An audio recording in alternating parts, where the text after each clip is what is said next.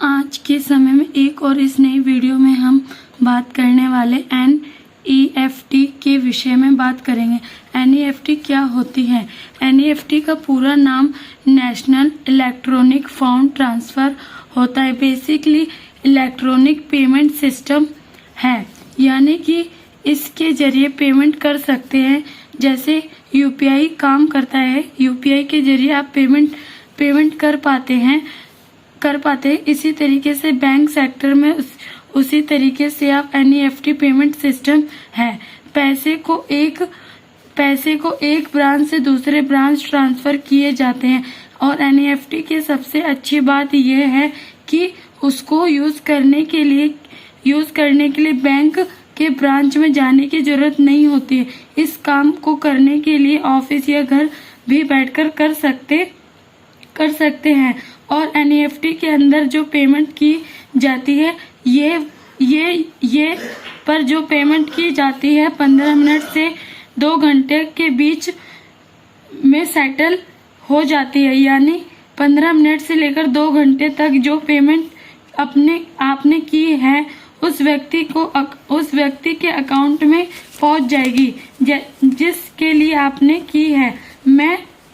मैं इसके साथ बताना चाहूंगी NEFT के अंदर जो पेमेंट होती है उनके लिए कोई टाइम नहीं होता है, कोई निश्चित समय नहीं होता है और ना ही कोई मिनिमम अमाउंट या फिक्स अकाउंट नहीं होता है। यानी कि किसी भी व्यक्ति NEFT पेमेंट को घर पर बैठकर आसानी से कर सकते हैं। साथ ही कोई मिनिमम लिमिट नहीं है, आपको इतने पैसे जमा करने हैं। इसमें कोई मिनिमम लिमिट नहीं है कि आपको इतने पैसे जमा करने होंगे। अगर आप NEFT पेमेंट करने चाहते हैं तो 2 डिटेल्स चाहिए होती है। पहली डिटेल्स अकाउंट नंबर, दूसरी डिटेल IFSC कोड। इन 2 कोड डिटेल्स के साथ आप आसानी से NEFT पेमेंट कर सकते हैं। कौन NEFT पेमेंट कर सकता है? और कोई अकेला व्यक्ति भी कर सकता है और कोई कंपनी या फिर कोई बिजनेस फर्म, यानी कि कोई भी व्यक्ति जो पेमेंट करना चाहता है NEFT सिस्टम को यूज कर सकता है।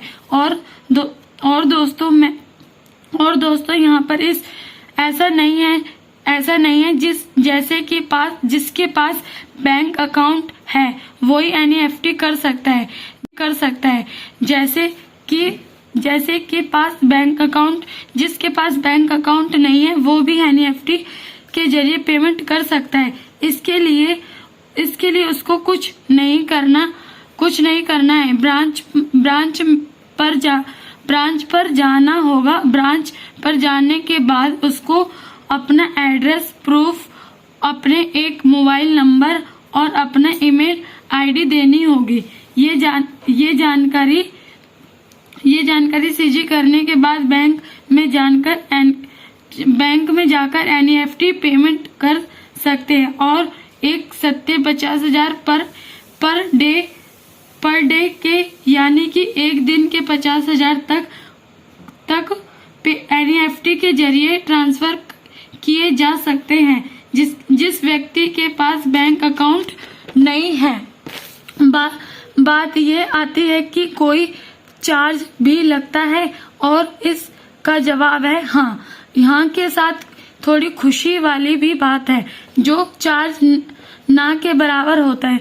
आपको जानकर खुशी होगी 10,000 तक के पेमेंट NEFT के जरिए की जाती है। मात्र 250 रुपये का चार्ज लगता है। और वहीं 10,000